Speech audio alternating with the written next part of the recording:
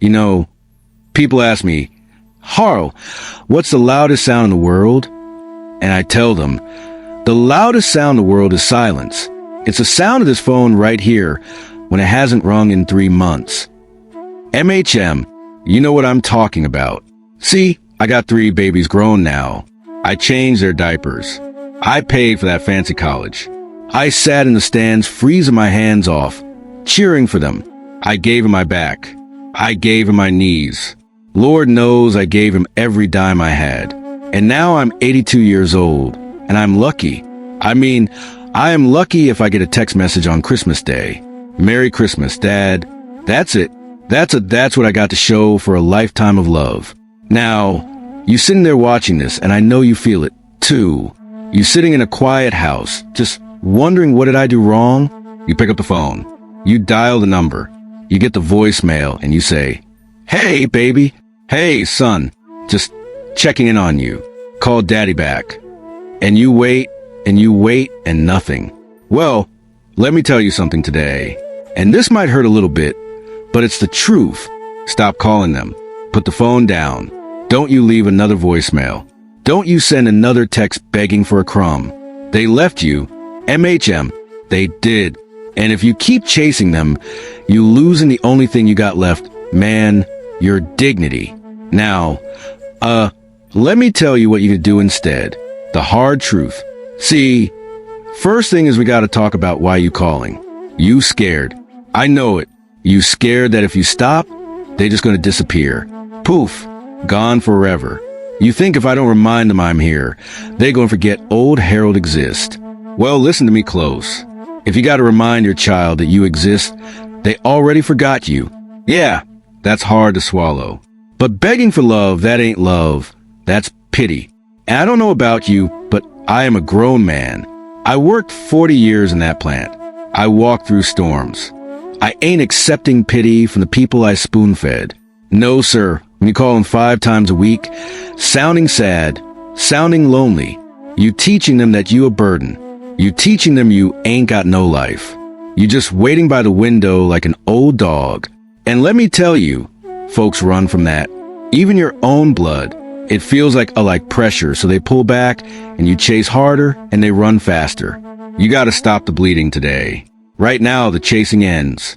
Now, step 1, you gotta kill that guilt. I know what you do at night.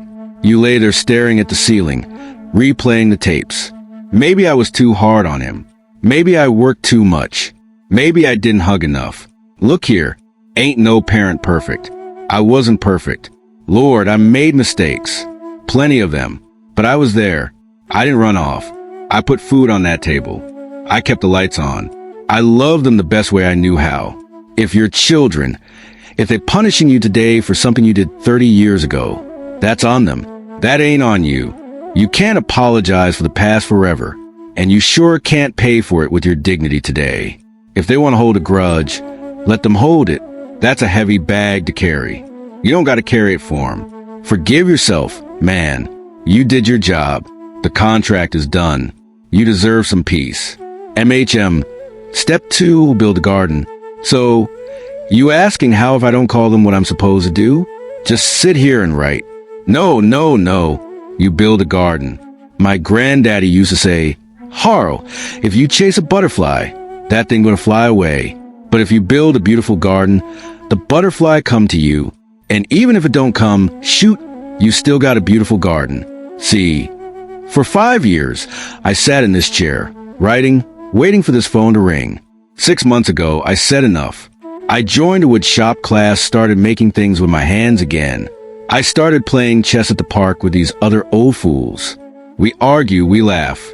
I started cooking again, got my gumbo recipe back out. And you know what happened? I became interesting again. I became happy. I stopped needing them to fill this hole in my chest. I filled it myself. You gotta get busy. Go travel. Go learn something.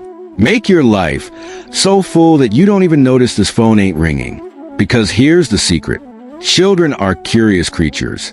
When the phone stops ringing, when the guilt trips stop, they start wondering why daddy ain't calling. Is he okay? What's he doing? And eventually, MHM, eventually they call. And when they do, They don't find a sad old man sitting in the dark. They find a man who is living, and that makes them want to stay. The conclusion. Now, I gotta keep it real with you. I ain't going to lie. Sometimes you build a garden, and the butterflies still don't come. Sometimes they just gone. Sometimes folks are just selfish, even your own kin. And if that's the case, if you find your peace and they still stay away, then let them go. Let them go with love, but let them go. You can't force nobody to love you, but you can refuse. Refuse to let their absence destroy you. You ain't defined by who comes to visit you on Sunday. You defined by the man you see in that mirror. My phone ain't rung in 3 months, but I'm going to wood shop today making a table, and I'm going to eat a good steak tonight. I'm going to live.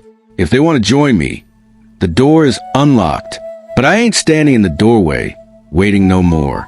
And you shouldn't be neither. Get up, man. Go live.